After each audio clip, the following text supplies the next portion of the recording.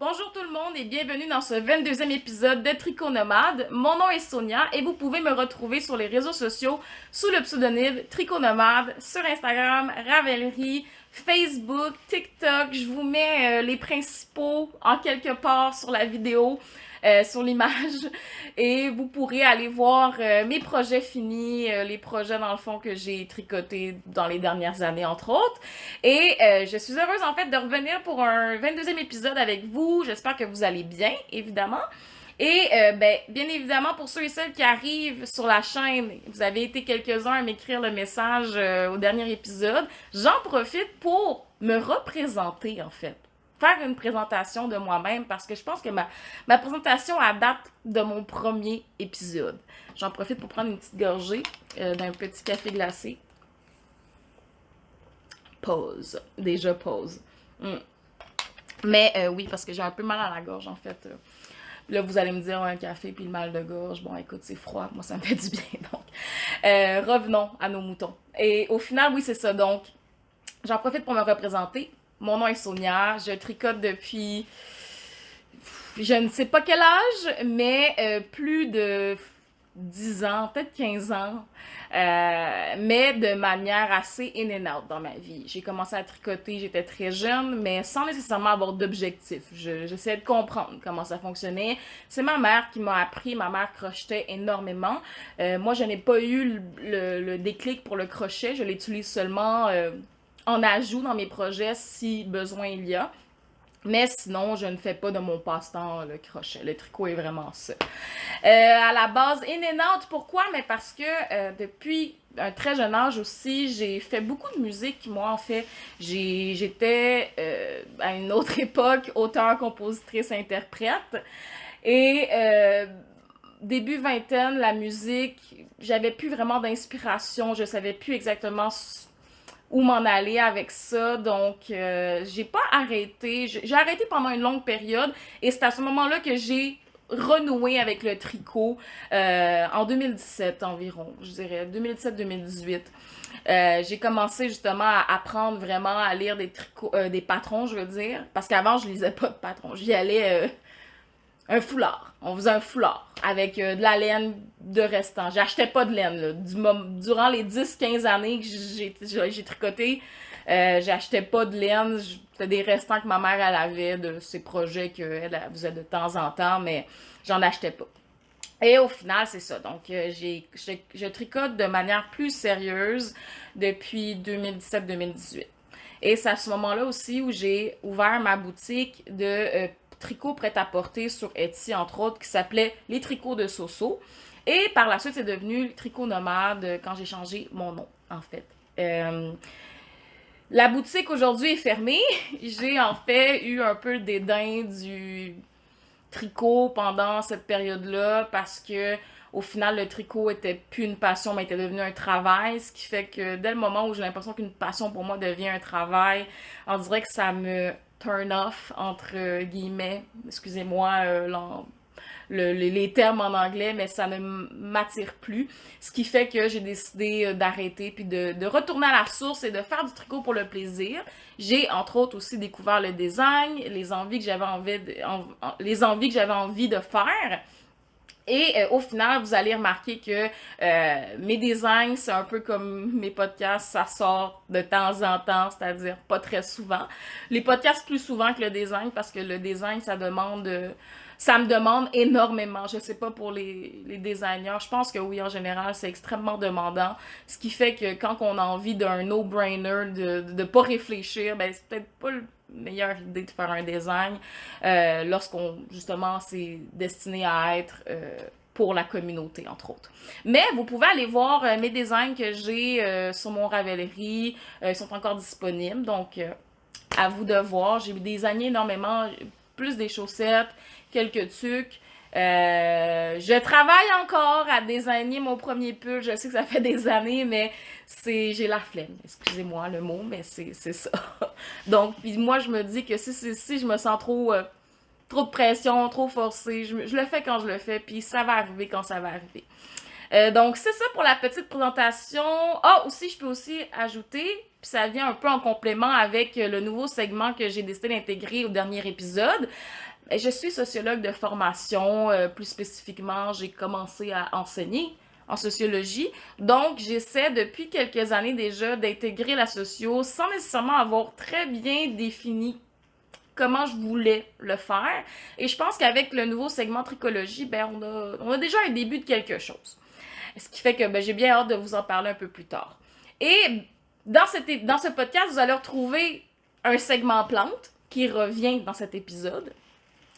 Pour ceux et celles qui aiment les plantes, sinon vous pouvez passer cette section-là, mais je faisais ça depuis un moment déjà, puis je pense que c'est beaucoup apprécié dans ma communauté de tricot, entre autres, des gens qui me suivent. Ensuite de ça, ben, il y a toujours des projets finis ici. Les deux seuls segments qui sont un peu moins sûrs, c'est vraiment les projets en cours, les WIP, Work in Progress, et les achats. Pour plusieurs raisons, je ne suis pas une tricoteuse multi, c'est-à-dire je n'ai pas plusieurs projets sur mes aiguilles, je suis vraiment monoprojet, j'aime finir ce que j'entends, mais c'est surtout parce que je me connais. Si je commence un projet, puis un autre, je sais très bien que je le finirai jamais. Puis j'ai comme besoin de finir les choses, je peux pas juste laisser ça en suspens. Je suis le genre de personne qui aime pas trop les films ou les livres, par exemple, qu'il n'y a pas de fin. Mais en fait, j'aime ça. Mais ça me travaille. Donc, j'aime bien avoir fini les choses si je peux, dans la mesure du possible. Donc, c'est ça. Et au niveau des achats, ben, j'en ai déjà parlé dans plusieurs épisodes, mais je peux le réitérer. L'épisode précédent, c'était un peu la même chose, mais les achats, en fait, ça dépend. Il y a des achats des fois il n'y a pas d'autres achats. Donc, si je trouve que c'est pertinent de le présenter, j'y vais. Si je vois que c'est comme des projets que je présente, des laines que je présente déjà dans le podcast, dans des projets, ben, je vais pas surenchérir en présentant justement constamment. C'est surtout que, ben, c'est pas vraiment. Pas que c'est pas vraiment le fun, mais j'utilise pas mal tout le temps les mêmes laines ou les mêmes compagnies. Puis c'est même pas une question de j'en connais pas d'autres ou j'ai pas envie d'en utiliser d'autres. C'est juste que je tombe en amour avec des couleurs, des textures, ce qui fait que comme je reviens souvent vers la même chose. Mais bon, écoutez, c'est mon avis. Je sais que l'intro était longue, mais là, on va commencer. Donc, pour la plante du jour, je vais juste prendre une petite gorgée, en fait. Je vous invite à faire de même si vous avez... moi, je porte aujourd'hui un énorme chandail de mohair. Je suis chanceuse, il fait extrêmement froid chez nous. Par contre, à l'extérieur, c'est le choc thermique, je vous le dis. C'est le choc thermique. Aujourd'hui, on est le 8 juillet. Il fait quand même moins chaud que dans les derniers jours, mais bon, vous savez qu'on est dans un podcast québécois quand on vous parle de température. Pour ceux et celles qui le savent, vous le savez. Donc, c'est ça. Commençons déjà avec le petit segment plante. Donc aujourd'hui, je vous parle d'une plante, je ne crois pas que je vous ai déjà parlé, en fait, je vous ai déjà parlé de cette plante-là, mais pas de cette variété ou en fait de cette chose que j'ai faite, tout simplement. Donc, je vous montre mon Golden Pothos avec ses feuilles mutantes. Je vous dis mutantes parce qu'elles sont énormes.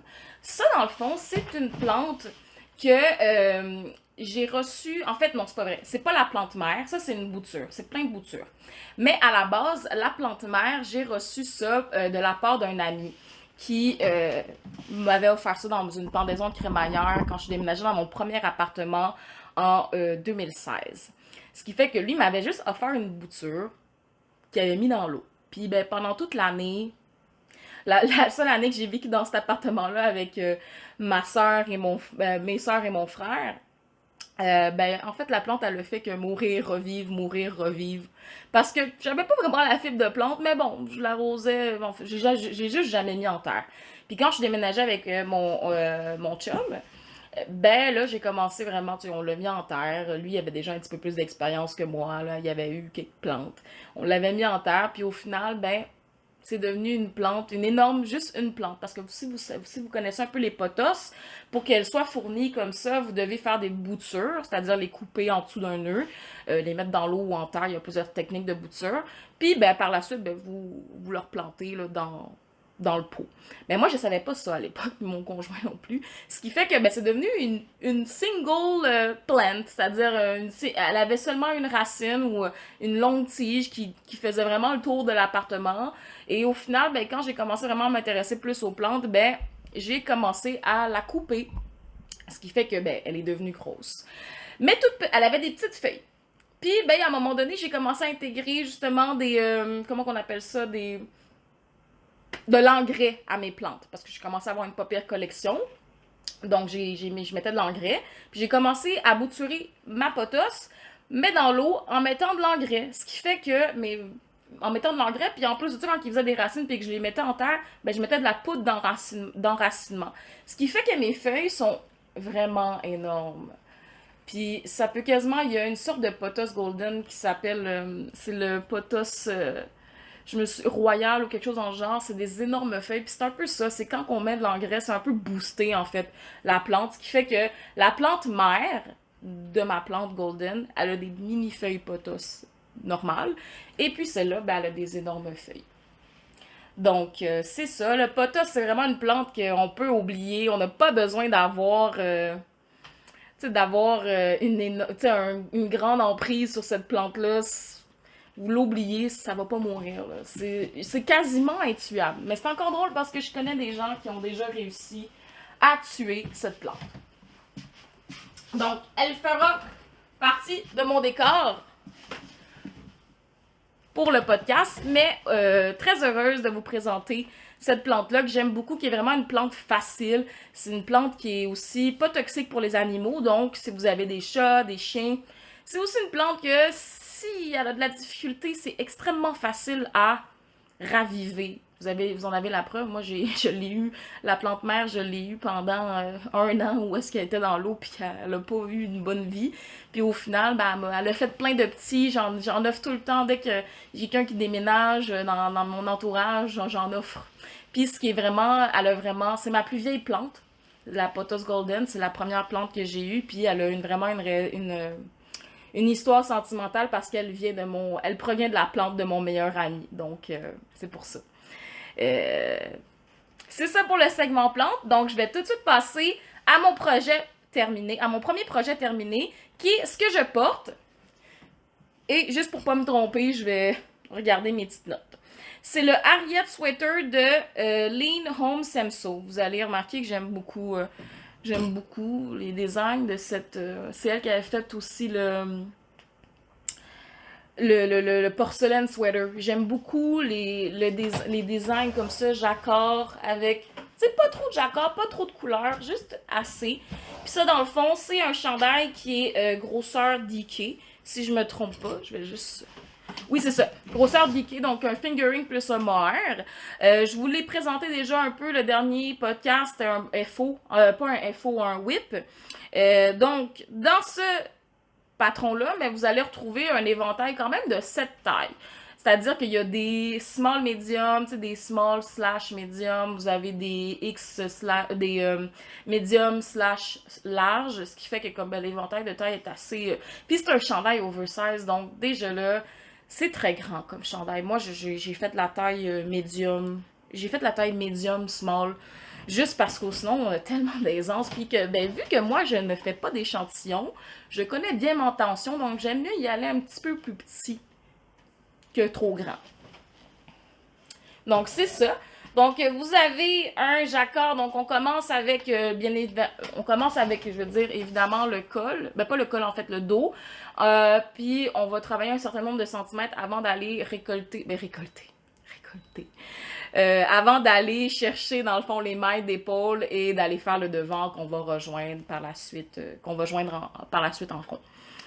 C'est un chandail qui est une construction, en fait, top-down. Donc, en circulaire. Il n'y a pas de couture à faire, bien évidemment. Et moi, je l'ai tricoté avec le mohair de Katia, en fait. Concept Katia, 50 Shades of Mohair. Et de la Julie Asselin Nurture Fine, ainsi que de la Wool Borrow Yarn. Donc, la couleur principale... En fait, le mohair, c'est la Katia. Puis, il y a comme un petit peu de tweed à l'intérieur. Ça, dans le fond, c'est la laine de The Woolbarrow Yarn. Et le blanc ici, c'est de la Julie Asselin Nurture Fine que j'ai comme doublé, là. Parce qu'encore une fois, je suis dans l'optique d'utiliser mon stage depuis un moment. Donc, ça fait partie de ça. C'est vraiment un chandail que j'ai pas fait de modification. J'ai gardé les mêmes, les manches. Peut-être que j'ai... Est-ce que j'ai fait... Le col, y est-tu différent? Je vais vérifier. Je pense que le col... Non, il est pas différent. Donc, je l'ai vraiment fait comme dans le patron. Ça me convenait déjà. Donc, c'est ça pour le Harriet Sweater. Chandail que j'aime beaucoup, que je trouve qui est très chaud. C'est le genre vraiment de chandail que j'aime, là. Avec des manches comme ça, avec un long col. Pas replié, mais vraiment comme un long col. Comme ça, j'adore. Et le design ici, qui est comme un design un peu style un peu nordique, là. Je trouve ça quand même bien. Puis, sur les manches aussi, on a le détail.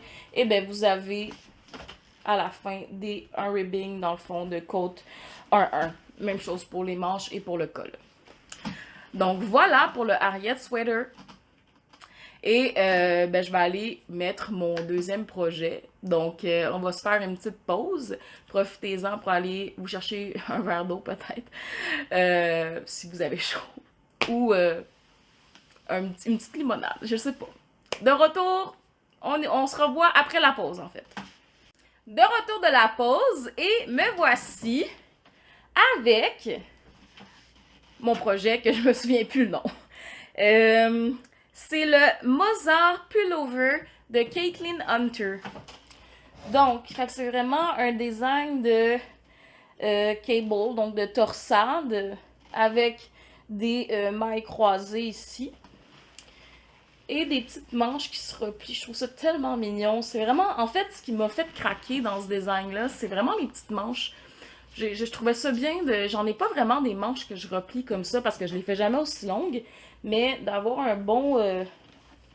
je sais pas, c'est les diminutions au niveau des manches qui fait que comme ça se resserre beaucoup.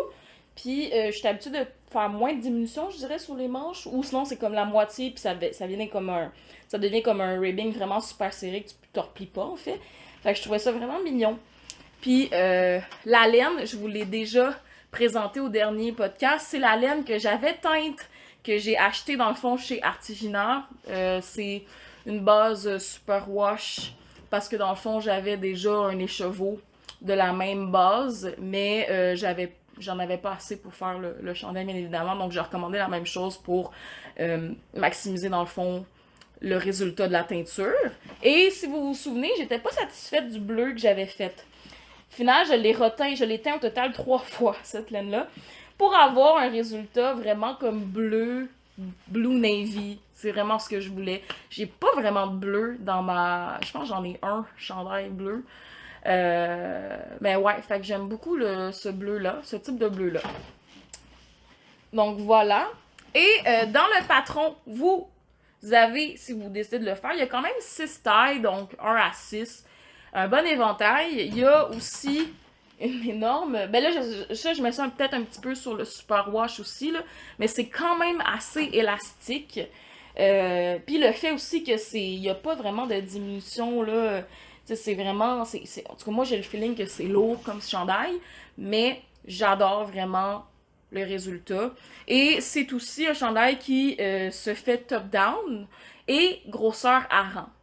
Donc, vous pourriez peut-être avoir, là, mettons, faire un DK avec un mohair, si vous vouliez mettre du mohair dedans. Moi, je me suis dit, ça reste une option, mais bon, j'ai pas vraiment de mohair dans mon stage, donc, puis quand j'en ai, souvent c'est parce que le projet est déjà dédié avec, je laisse pas ça traîner dans mon stage, disons. Ça dure pas long, ça reste pas là longtemps. Donc oui, c'est ça, fait qu'on commence par le dos, puis on va tricoter une bonne longueur de centimètres qui nous amène vraiment là au début des emmanchures, là. Ensuite de ça, on va prendre les mailles du devant pour faire les épaules. Et tout en faisant justement le design de torsade, de cable, qui sont alternés. Donc, vraiment comme ça. Je trouve ça vraiment, vraiment beau. Je l'aime vraiment, ce chandail-là.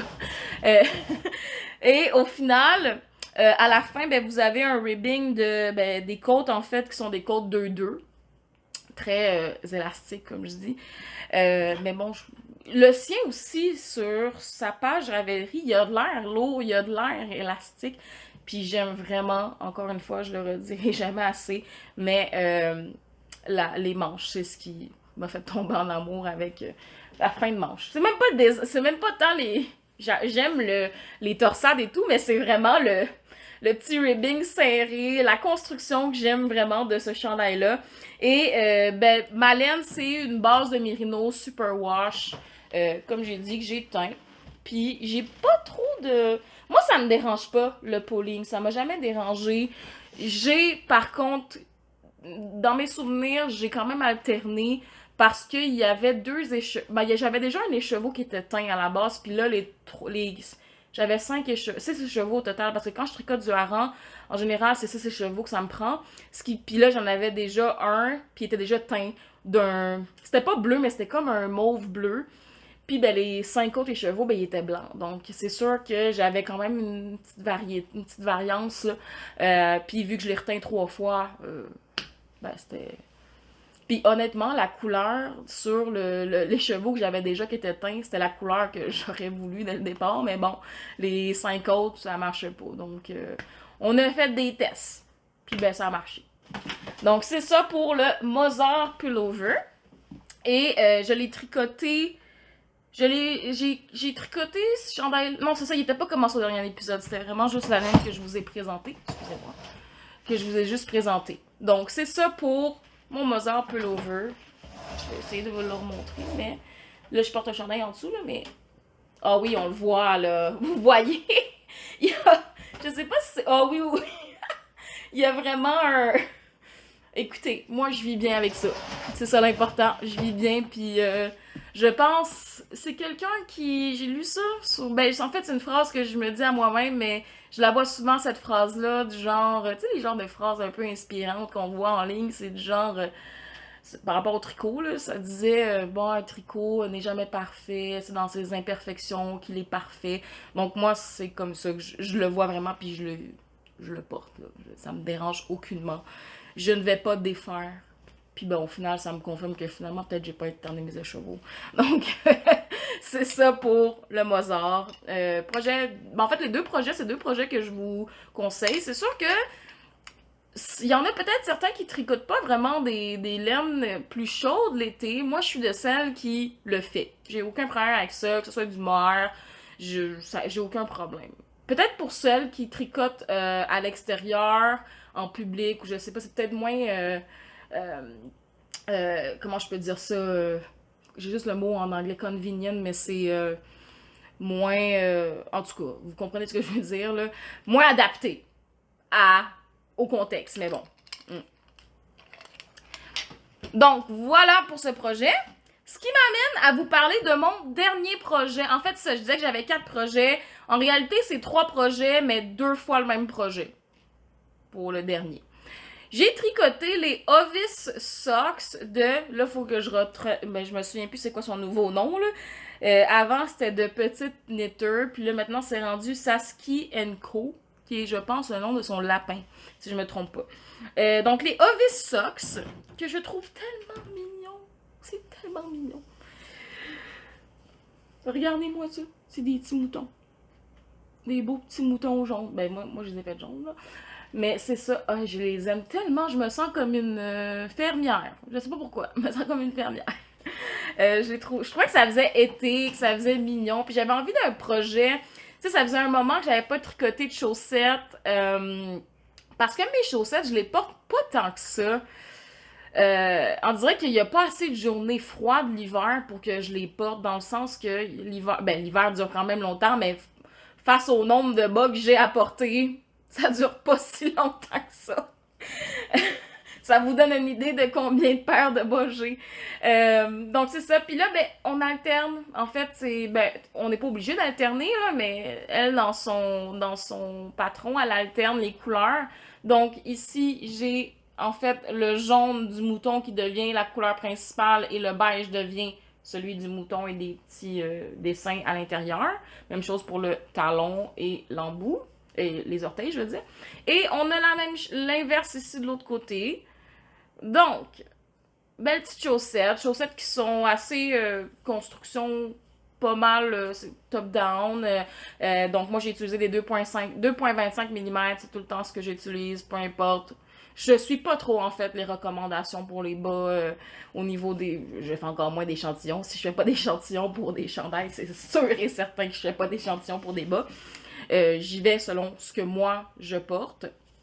Et au final, avec justement ma taille de...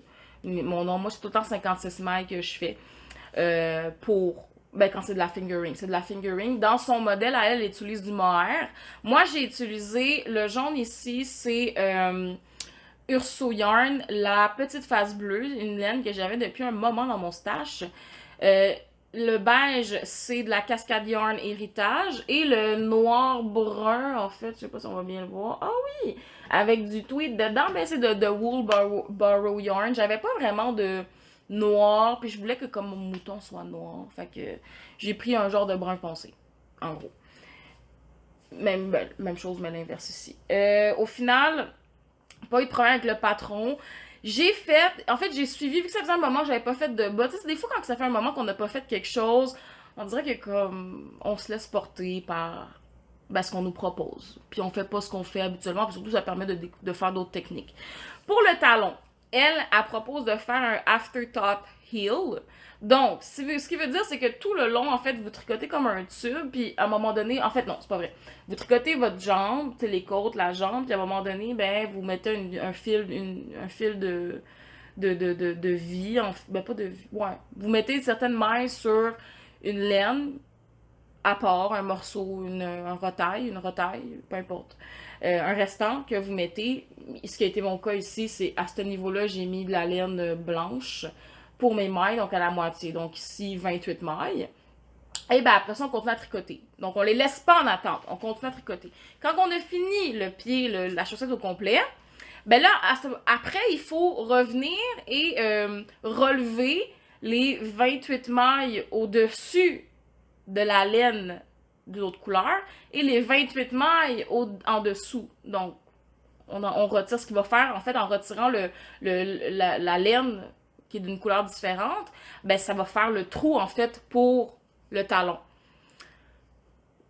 C'est une technique, je l'avais déjà fait, ça fait vraiment longtemps, mais moi, j'ai une préférence vraiment pour les talons renforcés.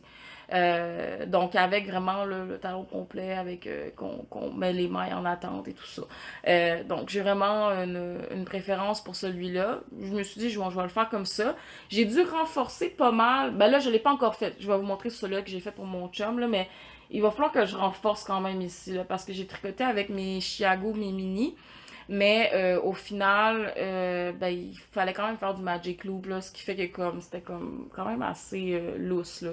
On voit quand même beaucoup, là. Même chose à ce niveau-ci, ce qui fait que je vais faire comme j'ai fait avec les chaussettes à mon chum, c'est que je vais les renforcer. Et voilà. Donc, ça c'est pour ma version à moi. Je vais vous montrer la version de celle de mon copain. Donc, les chaussettes de mon copain, eux autres, c'est le même design, c'est juste que, bon, les couleurs sont pas pareilles. Et je trouvais que je les ai finis le 20 juillet. Le 24 juin, c'était la... Non, pas le 20 juillet. Je les ai finis On est quel jour? Ah, je les ai finis pas longtemps. Non, je les ai commencés le 20 juin. Ce qui veut dire 4 jours avant la Saint-Jean. Puis ben, honnêtement, c'était pas voulu. Mais je trouve que ça fait vraiment Saint-Jean-Baptiste. Les siens sont pas encore bloqués. Donc, j'ai utilisé le bleu. Dans le fond, c'est un bleu que j'avais fait, que j'avais teint il y a quelques années pour une amie, pour lui faire un balloon sweater de petite knit. Donc, c'est une figurine superwash, j'imagine. Et ben, le noir, c'est la même chose. C'est la laine que moi aussi j'ai utilisée pour les miens, qui est le The Rule Borrow Yarn. Et le blanc, c'est la laine du brebis du beau rivage, petite frisonne. Bon, certains vont me dire, ouais, mais c'est pas de la laine pour des bas. Honnêtement, je m'en fous. Parce que, bon, il va pas les porter souvent de toute façon. Lui, il a vu que je tricotais ça, puis il trouvait mignon. Il était comme, oh, tu devrais m'en faire une paire aussi. Puis là, j'étais comme, ok, j'ai pas trop d'idées de ce que je vais tricoter après, donc tant qu'à y être, je vais. Je dois vous avouer par contre que rendu là, j'étais déjà tannée de faire le bas, de faire le design parce que bon, ça reste que d'avoir fait 4 fois au final, là. Mais bon, je suis bien contente de les avoir finis. Donc ici, on a l'inverse. Pour lui, j'ai fait les 64 mailles et beaucoup plus long. Puis j'ai renforcé, celui que j'ai renforcé, c'est... Attends, il est ici? Ah, il y a encore un petit fil, mais ouais. Pour lui, je l'ai quand même renforcé de l'intérieur, là. Juste parce que je trouvais qu'il y avait quand même des gros trous. Puis au final, vu qu'en même temps, elle le fait avec un mohair plus un fingering, ben, la petite brebis du beau rivage, frisonne fine, quand on la tricote single, ben, elle est très mince à certains endroits. Ce qui fait que ben, c'est sûr que c'est un peu plus, plus évasé là, au niveau des trous, là, je dirais. Donc, c'est ça pour les Ovis Socks. Petite chaussette, je trouve très... qui fait été, à mon avis. Mais bon. J'ai aussi... Maintenant, on va passer à la section Whips. Donc, un peu plus tôt, je vous disais que j'ai déjà eu une entreprise de tricot. Et il y a un modèle de tuque que j'ai énormément vendu qui s'appelait le Benny Lost in the Coast. Et le patron, en fait, vient de moi. C'est un patron que j'ai fait. En fait, c'est mon tout premier patron, mais je l'ai jamais... Il a jamais été mis disponible là, pour... il est pas sur mon Ravelry, en fait. Là. Puis, ben, j'ai recommencé hier soir. Je me disais, ah, j'ai envie d'un petit projet. Je commence déjà à penser peut-être au cadeau de Noël prochain, vu que je sais pas trop quoi tricoter en ce moment. Donc, c'est ça. Donc, je me suis dit, ah, j'ai envie de refaire mon Lost in the Coast. Puis, je suis retournée les voir dans mes documents docs. Puis là, j'ai relu ce que j'ai écrit à l'époque, c'est-à-dire genre en 2018, 2017. Et disons que mon écriture de patron a quand même vraiment évolué. Parce qu'il faut savoir que ce patron-là, je l'écrivais quand même pour moi, mais j'ai pris le temps de faire un beau petit design, puis comme, tu sais, c'était bien fait. Là. Mais au final, bon, une chance que je me comprends. Mais c'est pas très compliqué non plus. Donc, c'est ça. À date, ça ressemble juste à pas grand-chose. Le Benny Lost in the Coast, je pourrais vous mettre une photo en quelque part à ce moment-ci. Mais le Benny Lost in the Coast, c'est vraiment une tuque, en fait, qui se tricote, qui se tricote, en fait, avec des 8 mm. Puis, pour vous donner un exemple, dans mon patron que j'ai fait, ben, j'ai juste écrit « Astuce mesurer son tour de tête, puis ben, en fonction de l'échantillon de la laine, de calculer, faire le calcul en gros, tu sais. Puis au final, bon, moi j'ai monté 50 mailles et je la faisais, cette tuque-là, avec... j'avais comme deux volets vraiment à mon entreprise. J'avais comme un volet un peu plus dispendieux, c'est-à-dire de la laine beaucoup plus de qualité, puis un volet un peu moins dispendieux avec de la laine beaucoup plus commerciale, qui est parfois de l'acrylique, parfois vraiment plus abordable en fait. Et ben ce patron-là, je l'avais d'abord fait avec la laine Paton Canadiana, qui est une laine extrêmement abordable, puis ils ont une variété de Paton. La Paton Canadiana, en fait, c'est quasiment de la 100% laine, c'est dépendamment, là, ils ont comme la Paton Canadiana un peu Ancestry, quelque chose dans le genre, là, moi, je trouve que c'est une bonne laine commerciale. J'ai beaucoup aimé tricoter avec ça. C'est pas celle-là que j'ai. Honnêtement, je pourrais pas vous dire c'est quoi cette laine-là. Je me souviens, j'avais pas l'étiquette. J'ai pas mis ça dans mon bac à laine balle, justement, qui me reste de cette époque d'entreprise, parce qu'il me reste encore de la laine de ce volet de l'entreprise. Et j'en avais jamais fait des brunes. Donc, j'ai voulu faire ça. Et pas compliqué, c'est 50 mailles que j'ai monté, puis là, tu fais tant de centimètres, puis là, à un moment donné, il faut replier la tuque pour venir faire comme un rebord doublé, en fait. Donc, replier la tuque avec, en fait, tricoter la tuque avec les mailles du montage et la maille qui est déjà active. Et bon, après ça, il y a un nombre de centimètres à faire. On va faire des diminutions. Et voilà, le tour est fini. Je crois qu'à l'époque, ça me prenait à peu près 3 heures par tuque, je dirais. Donc, là, je refais le test, je veux revoir si c'est un modèle, puis ça m'a donné même envie de retravailler un peu, genre le Benny Lost in the Coast 2.0, parce que je sais pas, j'ai comme envie d'un style un peu plus street, je dirais. Fait que les fameuses, peut-être un peu plus, ces trucs avec un peu plus d'aisance dans le haut. Donc je vais voir, mais peut-être que je le mettrai en ligne là, d'ici cet hiver, on verra. Mais c'est pas le genre de... Ça va vraiment être un patron sûrement qui sera pas testé là, à très faible coût. Là. C'est juste pour dire que s'il y a des gens qui veulent avoir une base pour une tuque, ben ça peut être une bonne base. Et ben, habituellement, ce que je faisais, c'est que je mettais une petite étiquette après ça. Donc je vais vous mettre une photo comme j'ai dit. Donc, Benny Lost in the Coast, 8 mm, je l'ai fait en plusieurs. Moi, j'ai triplé de la laine des fingerings. J'en ai fait des fingerings. Mais bon, aujourd'hui, je pourrais pas vous dire comment je l'ai fait. Ben, pas nécessairement comment je l'ai fait, mais pour chacune des grosseurs de laine parce que j'ai pas pris de notes. Mais au final, si je m'en mettais dedans, je sais que je le saurais. Mais c'est ça, fait un petit brun pour un Benny Lost in the Coast. Et voilà pour les projets tricot. Donc, ce qui m'amène, j'espère que vous avez eu du plaisir, puis je sais qu'il n'y a pas autant de projets que d'habitude, mais venir plus souvent sur YouTube, ça veut aussi dire avoir moins de projets, parce que au final, quand on se laisse un mois ou un mois et demi, je peux pas non plus avoir 36 projets de terminés. J'exagère, là. Surtout qu'en ce moment, je suis un peu dans une période où j'ai envie de tricoter des choses, mais je sais pas trop. On dirait que ce que j'ai envie de tricoter, je le vois pas. Faudrait que je le crée, puis comme là, ça me démoralise un petit peu. Fait que comme, je me cherche des petits projets. C'est pour ça. Donc, ce qui m'amène à notre dernier segment, parce qu'il n'y a pas de segment achat, au segment tricologie, là. Il serait censé peut-être avoir un petit titre. Tricologie. Vous êtes plusieurs, je suis vraiment contente. Pas mal tout le monde qui a commenté a eu sa réflexion par rapport au questionnement que j'avais qui, en fait, faisait référence à la surconsommation ou à plutôt comment est-ce qu'on consomme, comment est-ce que vous consommez dans le monde du tricot, dans votre pratique du passe-temps du tricot. Pourquoi? Ben parce que moi, j'ai eu vraiment énormément de réflexions par rapport à ça, parce qu'il y a une période, pour être totalement transparente, il y a une période au début, quand j'ai commencé à faire mes podcasts, où je me mettais moi-même cette pression-là d'avoir cette fameuse section achat où je devais dépenser et proposer des achats. Pas nécessairement proposer, mais montrer qu'est-ce que j'avais acheté. Puis c'est surtout parce que c'est ça que je voyais. Donc on reproduit ce qu'on voit, qui est tout à fait normal. Là. Il n'y a personne à blâmer à part moi.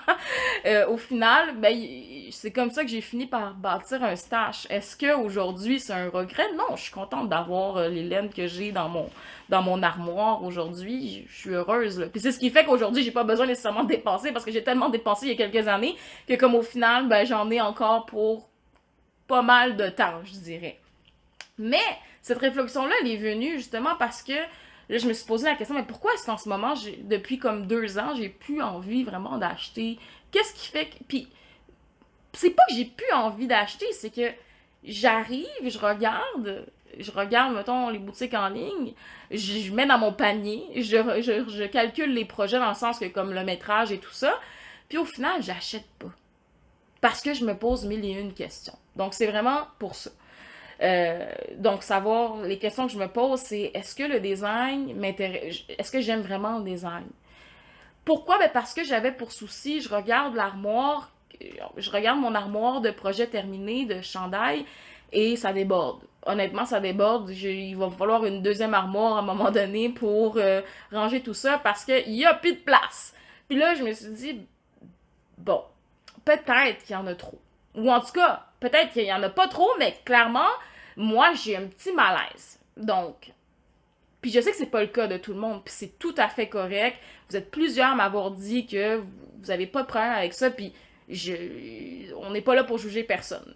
Mais au final, je me suis dit, bon, tu sais, j'ai pas envie de les donner, ces projets-là, parce que je les ai aimés, dans le sens que, puis je les aime encore. Puis d'où mon processus de vouloir, bien évidemment, détricoter certains projets que je ne que je ne porte pas ou que je n'ai jamais porté. Puis ça m'est arrivé aussi d'en donner à ma soeur, entre autres. Là, ma soeur, on a à peu près le même style en tricot, ce qui fait que comme elle aime beaucoup ça, les projets que je fais. Puis si je lui en donne, ou même si je lui vends à très petit prix, ça lui convient totalement. Là. Ce qui fait que c'est ça. Fait que c'est parti de là, cette réflexion-là, ce qui m'a amené justement à vous poser cette question-là. Personnellement, Je dirais qu'en ce moment, je suis dans une relation très saine avec les achats de tricot. Pour moi, encore une fois, on se base sur nos expériences, donc je parle pour moi. Je suis dans une relation que j'apprécie du tricot en ce moment, c'est-à-dire je ne ressens pas de pression de devoir acheter, je ne me mets pas cette pression-là non plus, et surtout, ben j'attends. Puis plus j'attends, ben là je me dis, ah, finalement, peut-être que je le voulais pas vraiment, peut-être que j'avais pas vraiment envie d'acheter cette laine-là, ou peut-être que comme je peux encore attendre parce que j'ai des projets, j'ai encore de la laine, donc je ne suis pas dans cette impulsivité, puis j'y réfléchis beaucoup plus. Et je mets ça aussi peut-être sur ma maturité. Pendant des années, moi je suis quelqu'un qui est quand même assez impulsive dans tout, en fait. C'est tout ou rien. Ce qui fait que, au final, je trouve que dans mon point de vue, ben c'est quelque chose de positif parce que ça veut dire que je prends le temps de plus réfléchir à ce que je fais, entre autres. Donc, entre autres, c'est ça. Ce qui fait que, oui, des fois, ça m'arrive d'avoir des idées où je me dis, ah, oh, là, j'aimerais tellement savoir ça, mais là, ah, oh, le shipping, il coûte tant, faudrait que j'en achète comme vraiment pour plus, pour comme peut-être avoir le shipping gratuit parce que psychologiquement parlant, ça me dérange de payer du shipping, ce qui fait qu'au final, je me ramassais avec énormément de laine que je savais pas quoi faire. Puis aujourd'hui, je suis face à un beau gros problème, c'est que j'ai énormément d'écheveaux uniques. Parce qu'à une époque, j'adorais tricoter des bas, puis j'aimais bien m'insérer un projet de bas entre deux, trois pulls. Mais aujourd'hui, c'est plus tant le cas. Ce qui fait que je me ramasse avec beaucoup d'écheveaux uniques, puis je ne suis pas vraiment de celle qui tricote des châles. S'il y a un item que je n'ai jamais tricoté dans, dans la vie, c'est des châles. Des châles en triangle, des châles en losange. J'en ai tricoté un. Un. C'est bien. Non, en fait, j'en ai tricoté deux. Mais c'est pas. Je le vois pas. Plusieurs me diront, ben ouais, utilise tes chevaux pour faire ça. Au final, non, c'est pas comme ça nécessairement que je le vois parce que je le porterai pas vraiment, le châle. Puis je suis vraiment en souci où j'ai vraiment envie, je veux porter ce que je fais. Donc, je pense que c'est pour ça aussi que je pense que je me pose vraiment plus de questions, peut-être plus que bien des gens. Mais c'est ça. On n'arrête pas de parler, on n'arrête pas de voir dans les médias justement tout ce qui est surconsommation. Puis ça me rejoint beaucoup comme préoccupation. Donc, j'essaie de mon bord aussi de faire un certain travail à ce niveau-là. Dans mon cas, ce qui m'a beaucoup influencé aussi, ben, c'est dès le moment où j'ai commencé à changer un peu ben, la visée de mon Instagram, c'est-à-dire qu'avant c'était un Instagram d'entreprise, ben, quand c'est devenu vraiment juste une page où je partageais mes projets, ben, j'ai commencé à suivre des designers, à suivre des tricoteurs, à connaître la communauté de tricot parce qu'il faut savoir que quand j'ai commencé mon entreprise, je ne connaissais pas en fait l'ampleur de la communauté de tricot au Québec. Ce qui fait que oui, c'était une très belle découverte pour moi, mais ça m'a permis de découvrir aussi des podcasts, entre autres durant la pandémie. Ce qui fait en sorte que, ben, c'est sûr que tout ça, ben, ça a une certaine influence sur ce qu'on désire dans ce passe-temps-là, puis ce qu'on désire pas, autant au niveau des projets qu'on va tricoter que des outils qu'on va acheter ou encore une fois, ben, le matériel entre autres. Ce qui fait qu'au départ, quand j'ai commencé à tricoter, j'ai commencé avec un kit d'aiguilles qui était plus ou moins dispendieux. Là. Non, mes premières aiguilles, ça venait du Walmart. Après ça, j'étais allée avec un Ethic. C'est quand même assez abordable. Puis ensuite de ça, ben, récemment, après toutes ces années, je vous l'ai montré au dernier podcast, mais je me suis acheté mon premier kit d'aiguilles qui était quand même vraiment dispendieux. Ce qui fait en sorte que comme tout ça, ben, j'avais ces questionnements-là à savoir... Ben, je me posais pas en fait de questions. Je me mettais moi-même cette pression-là de « Ah, ben si je veux que, entre autres, que les gens me regardent sur YouTube ou peu importe, ou que mes projets intéressent les gens, ben il faut que je sache qu'est-ce que les gens utilisent dans cette communauté-là et qu'est-ce qui est considéré comme étant cool ou pas cool. » Puis plusieurs, en fait, vous êtes quelques-uns à m'avoir écrit ça en commentaire, puis j'ai tellement je me suis tellement vue dans tout ça il y a quelques années, puis comme, je pense que celles qui ont écrit ça, je dis ça parce que c'est pas mal juste des femmes qui m'ont écrit, ben, je pense aussi que ce travail-là qui a été fait, puis bon, ce travail-là sur vous-même, peu importe, qui a été fait, puis on se voit tous, puis à savoir comme qu'est-ce qui était considéré comme étant ce que la norme dans le tricot. C'est quoi les aiguilles que les gens utilisent? Qu'est-ce qui est meilleur?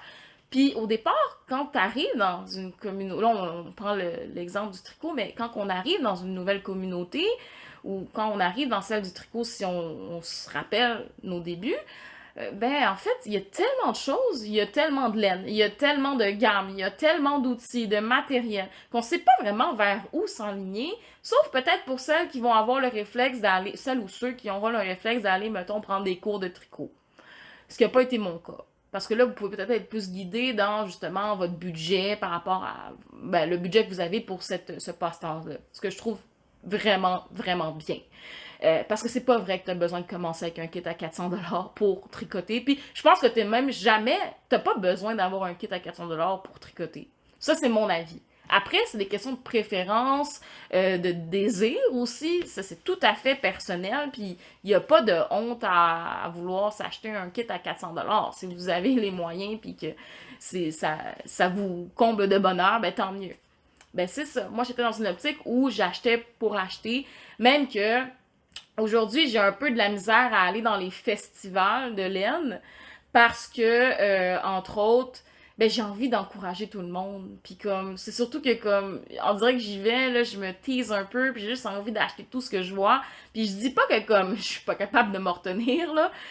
Aujourd'hui, si j'y allais dans un festival, j'irais, mais c'est juste que comme, vu que je suis pas tant intéressée par les ateliers, que ce soit en tricot, peu importe, les ateliers qui sont proposés, parce que le tricot, on pourra en revenir, on pourra parler de ça dans le prochain épisode, mais le tricot pour moi c'est pas tant social, ce qui fait que comme je suis pas attirée par les groupes de tricot nécessairement, les retraites, tout ce genre d'affaires-là, je suis pas attirée par ça. Ce qui fait que moi, quand je vais dans un festival, ce qui m'intéresse surtout, ben, c'est les items que les artisanes ou les artisans ben, nous offrent, c'est-à-dire l'offre qui est devant moi. Et au final, ben, il y a tellement de choix, puis souvent, ben en fait, les fois où je suis allée dans des festivals, ben j'avais pas de plan, puis je pense que pour moi, ça aurait été une bonne affaire, parce que d'avoir un plan, des projets, déjà quelque chose, j'arrive, je cherche, je sais ce que je veux, ben c'est ça. Puis aussi, je suis quelqu'un, à la base, un peu moi aujourd'hui, mais je suis une personne quand même assez gênée dans la vie de tous les jours, dépendamment, dès le moment où je me sens à l'aise, par contre, il n'y a plus de gêne. Mais en public, j'étais vraiment une personne qui était gênée, ce qui fait que comme j'avais envie d'encourager vraiment tout le monde parce que tout le monde mérite d'être encouragé, mais au final, peut-être pas tout par moi, mais j'y allais selon mes coups de cœur, honnêtement. Ce qui fait que comme ben je me ramassais souvent avec des laines qui étaient superbes, mais dont il n'y avait pas vraiment de projet ou de fin en fait à tout ça, ce qui fait que comme ben c'est pour ça qu'aujourd'hui je me retrouve avec beaucoup des chevaux uniques. Donc, c'est ma réflexion par rapport à ça, ce qui m'amène à parler un peu de ce que vous m'avez écrit. J'en ai déjà mentionné quelques-uns, mais j'ai vraiment été très heureuse de voir que tout le monde avait sa réflexion, ce qui est tout à fait normal là-dessus, puis des réflexions assez différentes. J'ai quelques personnes qui m'ont parlé de cet aspect de collectionneur. J'ai trouvé ça vraiment intéressant parce que je l'avais jamais vu comme ça. Mais je trouve ça intéressant. L'idée est que les écheveaux qu'on achète seraient un peu, puis qu'on n'utilise pas en fait, ou qu'on va utiliser un jour ou peut-être jamais, mais serait un peu l'idée justement qu'on collectionne la laine, les couleurs qui viennent avec, les textures, puis je trouve ça très romantique comme vision, puis j'haïs pas ça. Je trouve ça même très intéressant, puis cette idée-là de collectionneur, ben en fait, elle vient un peu nous permettre d'avoir cette excellence, en se disant, ben, c'est pas plus pire que quelqu'un qui collectionnerait les timbres ou qui collectionnerait les cartes de hockey. Ou, je vais vous donner un exemple, moi, mon conjoint, depuis un an, là, c'est la folie du jeu Star Wars, les jeux de cartes, là. Je sais pas combien de cartes qu'il a, mais il en ramène à chaque jour, on dirait. Fait que, puis lui, moi, je regarde ça, puis je suis comme, t'en as ben trop. En plus, t'as des doublons, t'as des triplons, des triples, des quadruples, des quintuples. Puis lui, il n'y a aucun problème avec ça. Mais moi, j'avoue que ça me dérange un petit peu. Ben, ça me dérange pas. C'est juste que on dirait que je suis stressée pour lui qu'il en ait autant. Puis au final, ben c'est bien correct. Quand tu y penses, c'est bien correct. Mais je trouve ça intéressant, cet aspect de collection, parce que je l'avais jamais vu comme ça. Puis je pense que cette idée pourrait faire son chemin avec moi. Genre, surtout avec mes écheveaux uniques qui sont comme des couleurs, tu sais, des variations de couleurs qui sont pas nécessairement des unis, des écheveaux unis, en fait. Je trouve ça vraiment, vraiment bien comme vision. Puis sinon, ce que j'ai beaucoup retenu, il y a eu quelques personnes aussi qui m'ont parlé, ben, et clairement, au niveau des générations, tu sais, dans le sens que si tu es à la retraite, dépendamment de ce que tu veux faire à ta retraite, voyager ou non, ben c'est sûr que ben, tes besoins peut-être qui sont différents, dans le sens que t'as peut-être pas, peut-être il y a une personne qui me disait justement qu'elle avait plus de maison ou en tout cas elle déménageait dans le plus petit, ce qui fait que ben c'est sûr que si t'as pas une grosse maison à entretenir, que tes enfants sont plus à la maison, puis que t'es à la retraite, ben c'est sûr que peut-être si on parle uniquement de l'aspect financier, ben peut-être que oui,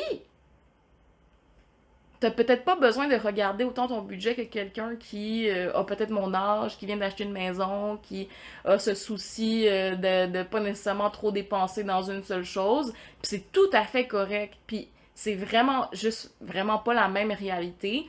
Puis je trouve ça intéressant parce que bon, plusieurs ont mentionné aussi ben, que le tricot c'est leur seule passion. Donc pourquoi? Puis c'est que si le tricot c'est notre seule passion, ben on devrait pas être gêné de surconsommer. Puis c'est je suis d'accord avec ça. Moi j'ai pensé comme ça pendant très longtemps. Je le pense quand même encore parce que si je regarde mes dépenses en termes d'activité ou de loisirs, le tricot reste quand même l'endroit où je mets le plus d'argent, où je consomme le plus. Ce qui fait que, même si je consomme moins qu'avant, mais j'ai jamais autant consommé dans une... Je veux dire, quand je faisais de la musique, je dépensais pas d'argent pour la musique. Je me suis jamais acheté, je joue de la guitare depuis plus de 15 ans, ce qui fait que comme, mais j'ai jamais acheté de guitare.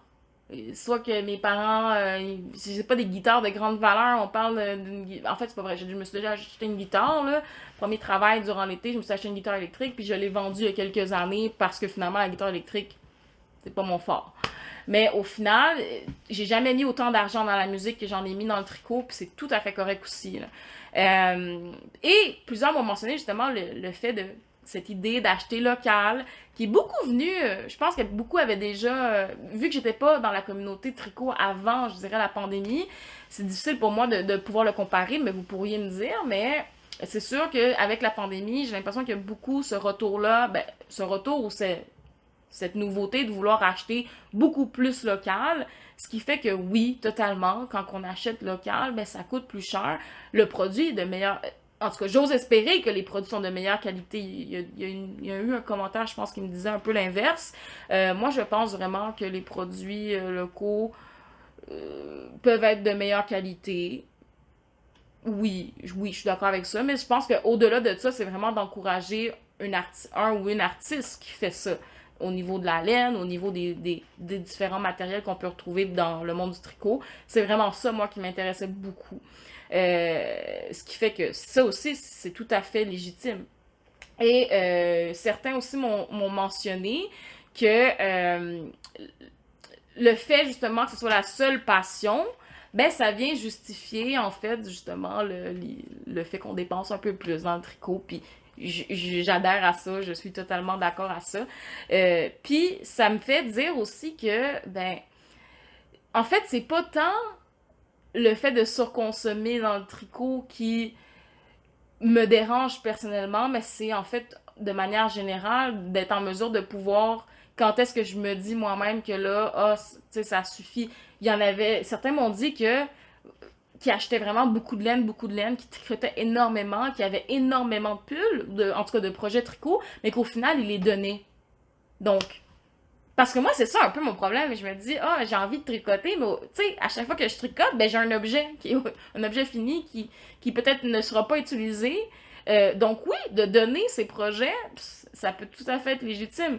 Aujourd'hui, je suis dans cette optique-là où ça me dérange moins de les donner. Il y a eu une époque où ça me dérangeait un peu plus parce que, bon, ça me dérangeait un peu plus parce que c'est le temps, puis c'est surtout que comme le, les laines que j'achetais me coûtaient vraiment cher. Ça me faisait un peu mal de simplement les donner.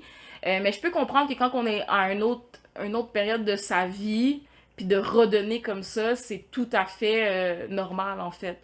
Et ben surtout si on a envie d'en faire profiter aux gens, ben c'est correct aussi.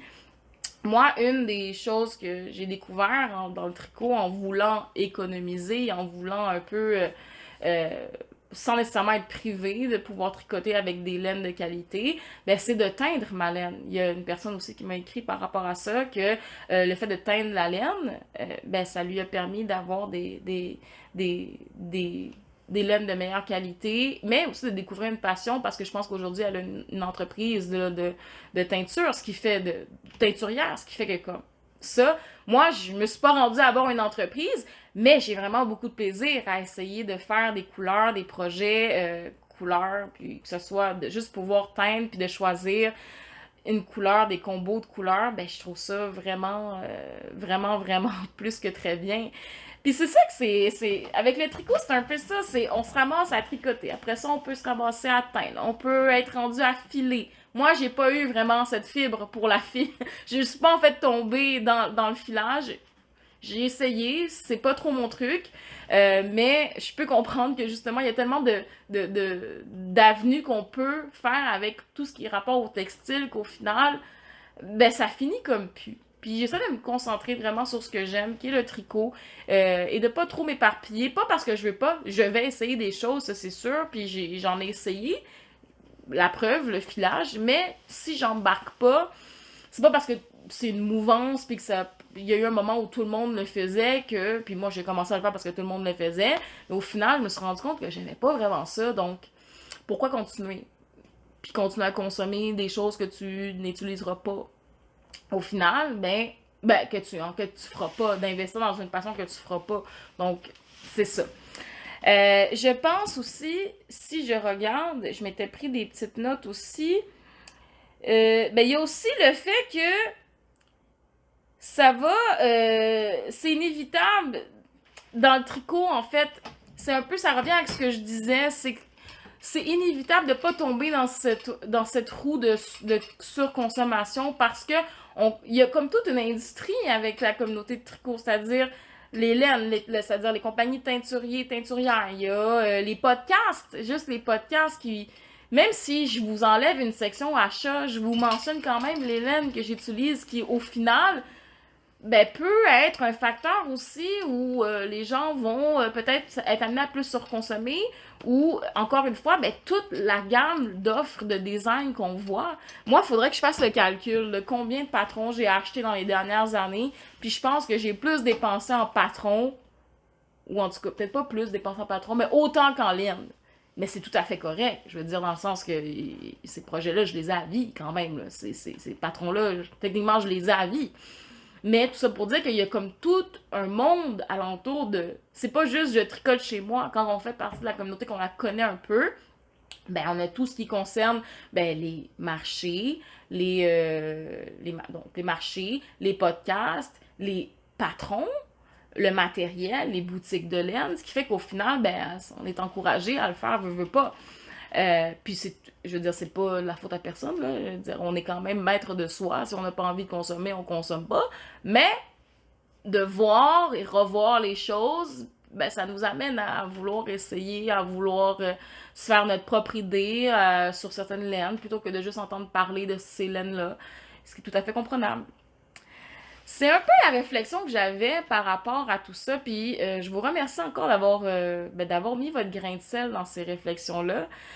Moi, ça me confirme en fait que c'est pas tant juste le tricot que j'ai envie, ben, pas tant juste le tricot au niveau de la surconsommation, de ma surconsommation, de mon ancienne surconsommation qui m'inquiète, mais je dirais pas mal tout au niveau de ma sphère de vie parce que je vois, de mes sphères de vie, parce que je vois qu'il y a énormément, tu sais, il y a beaucoup d'enjeux reliés à la surconsommation, tu sais, je pense juste, j'ai une grosse réflexion en ce moment au niveau des vêtements, entre autres, donc, mais ça m'est personnel, dans le sens que c'est pas.